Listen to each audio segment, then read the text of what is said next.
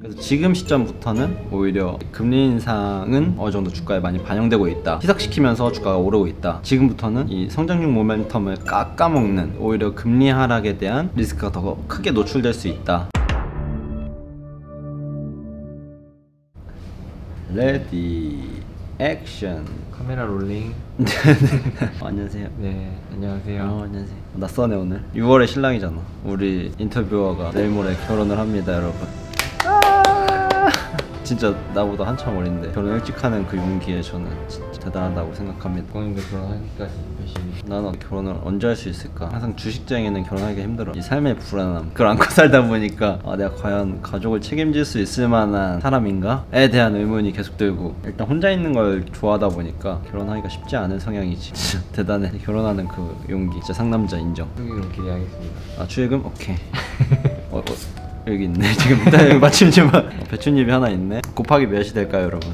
오늘 그래도 시장이 미약하게나마 올랐는데 예전에는 사실 1% 올라도 많이 오른 거였잖아요. 그치. 요새는 뭐 한 0.7% 오른 거는 뭐 티도 안 나는 거 같아요. 그치, 요즘 강보합이라고 얘기하지.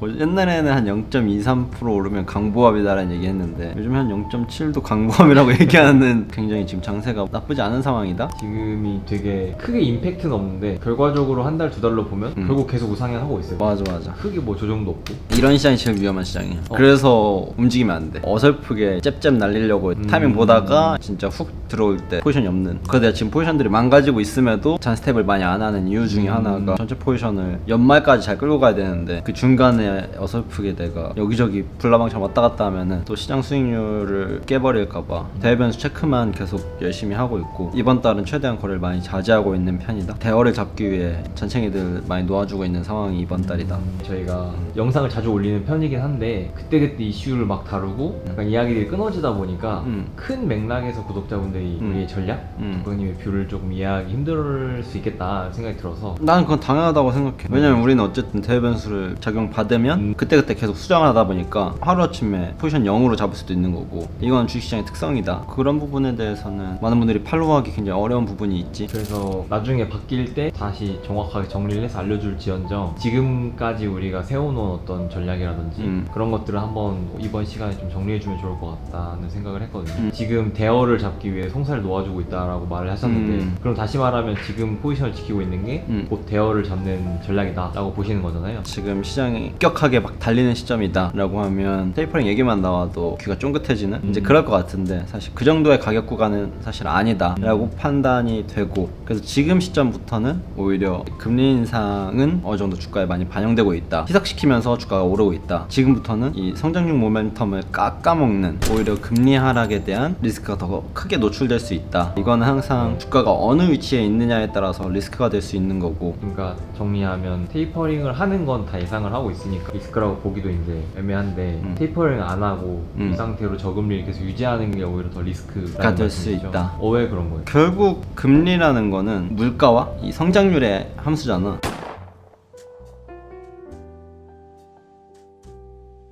금리가 적다라는 건 저성장이고 달러가 약세고 위험자산 성향 주가가 오르기 힘들다. 금리가 낮을수록 더 많이 추구하는 거 아니에요? 경제가 성장 못하니까 결국 사람들은 위험자산에 대한 선호도가 일정 시점부터는 난 낮아진다고 생각해. 한번 정리하면은 경제가 성장을 못하니까 당연히 주식도 성장을 못하는 거고, 그러니까 주식시장이 열기가 식는다는 거죠. 식는다. 그거 한번 다시 정리해서 말해줘요. 네가 정리했잖아.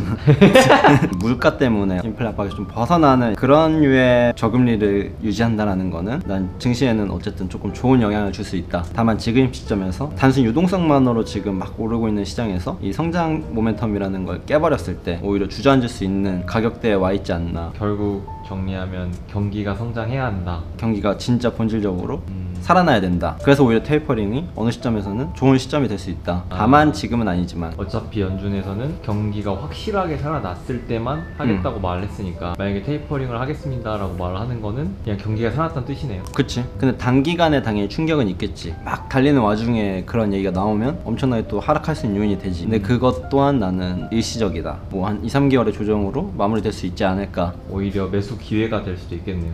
매수 기회가 될 수 있는 타이밍이라고 보는데, 그러면 사실 지금 대한민국은 1차 접종 완료된 사람 기준으로 한 20% 정도 됐다고 그렇게 말을 하고 있는데, 미국 같은 경우는 아예 접종이 다 끝난 사람들이 한 40% 정도 된대요. 그러면 사실 연말쯤 가면은 그냥 경제가 회복된다 라고 봐도 되는 거잖아요. 정상적으로 돌아간다. 그치. 마침표를 찍고 경기가 코로나 이전으로 돌아간다. 2022년부터는 뭐 누가 봐도 경기가 회복되겠지. 뭐 내년은 당연히 계속 지표가 좋을 수밖에 없지 않을까. 그래서 지금 제가 계속 느끼는 거는 너무 다 좋아서 이게 정해진 미래잖아요. 특별한 외부 변수가 없으면은.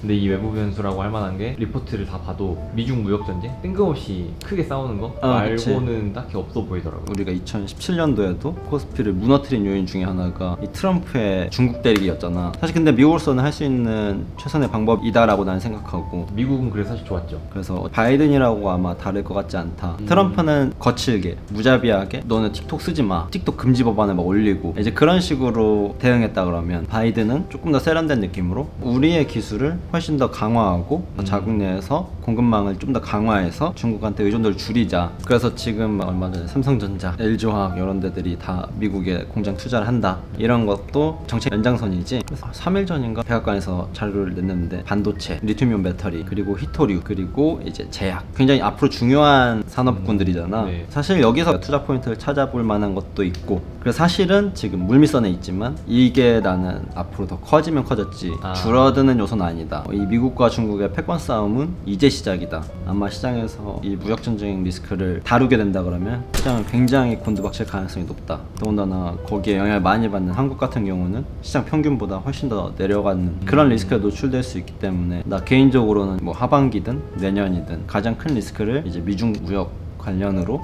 오히려 테이퍼링보다 훨씬 더 비중 있게 작용하고 있다. 근데 라고 사실 보고 있지. 이걸 예측할 수가 없잖아요, 저희가. 예측할 수 없지.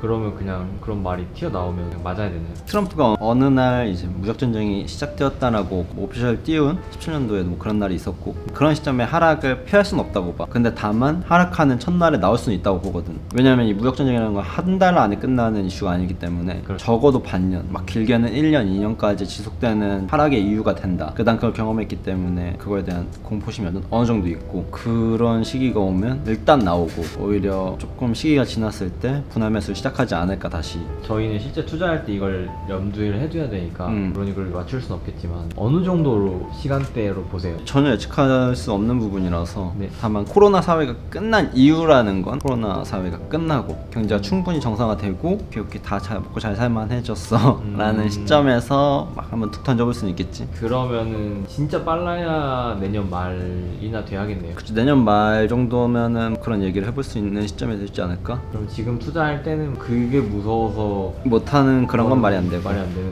그래서 나는 지금 뭐 얘기하는 의도가 사실 리스크 요인으로서 지금 시점에서 바라본다라기보다는 미국이 어떤 산업에 훨씬 더 비중 있게 바라보고 있는가, 이게 훨씬 더 투자를 하는 사람 입장에서 바라봐야 되는 시점 아닌가. 대한민국이랑 일본이랑 사이가 안 좋아서 어떤 내재화에 한참 열풍이 불었던 때가 그치, 있어요. 그치. 그때가 사실 크게 보면은 악재긴 했는데 그 와중에 성장한 회사들이 많으니까. 그치. 그런 것처럼 그런 어떤 이슈가 생기면은 그또 투자 기회로 또 너무 리스크로만 볼 필요 없겠네요. 지금 나는 투자에 공부할 시간이 없어, 근데 나는 주식시장이 상승할 때 따라가고 싶어 하면은 뭘 사면 좋을까요? 어떤 업종을 사면 좋을까요? 하반기를 위해서. 일반적인 투자 관점에서 시장 수익률만큼만 할래 라고 하면 우리가 말한 건 정답이 아니지. 이 삼성전자를 사는 게 정답이지. 뭐 일반적인 투자하시는 분들, 이제 그런 분들은 삼성전자를 그냥 꾸준히 사는 것도 시장 수익률을 쫓아가는 방법 중에 하나다. 다만 시장 수익률을 초과하고 싶다, 조금 더 퍼폼하고 싶다라고 하면 다른 포트폴리오를 섞는 거지. 미래 상승률이 더 크게 예상되는 배터리를 넣는다던가, 뭐 조선을 넣는다던가, 미래 에너지 같은 그런 걸 넣는다거나, 그런 식으로 나는 주식을 하는 게 맞지 않나. 어디 하나의 포트폴리오 안에서 대박 칠래요, 이거는 사실 말이 안 되는 것 같고, 하반기에는 각자 중심을 잡고 투자할 필요가 있다. 개인적으로는 자동차를 중심으로 움직이고 있고, 자동차와 IT 쪽에 인과관계가 계속 깊어지는 것 같아서, 그래서 그런 부분에서 자동차 쪽에 좀 더 프리미엄을 줄 수 있는 분위기가 조성되고 있지 않나. 그 중간에 뭐 조선이든 뭐 철강이든 중간에 다른 모멘텀 끼는 주식이든 이제 그런 것들로 조금 상쇄하는 거지. 그래서 여기서 아웃퍼폼을 만들어내는 거고, 사실 여기는 그냥 베이스로 가져가는 수익률을 끌어주는 그런 주식이 되고 있고. 그래서 오히려 지금 나는 6, 7, 8월에 시장이 확 주저앉았으면 하반기에 그냥 기회가 많은 시장이 열렸을 수도 있다라고 생각했는데, 조정이 사실 지금 굉장히 얕고 계속 이렇게 올라갔다 내려갔다 시간 조정에 가까운 갇혀있는 시간이다 보니까 하반기도 재미가 없는 시장이 될 수도 있다. 가격대가 매력적인 구간에 있는 주식대가 많이 안 보이기 시작했고, 개인적으로 엄청난 뭐 기대감을 갖고 하반기를 가져가진 않을 것 같아. 분위기는 전반적으로 좋아 보이나? 되게 선배적으로 오를 것 같다. 하반기는 되게 잘 해보려고 노력해야지. 알겠습니다. 그러면 저는 또 주말에 잘 쉬셨길 바라고요. 저는 또 다음 주에 뵐게요. 안녕.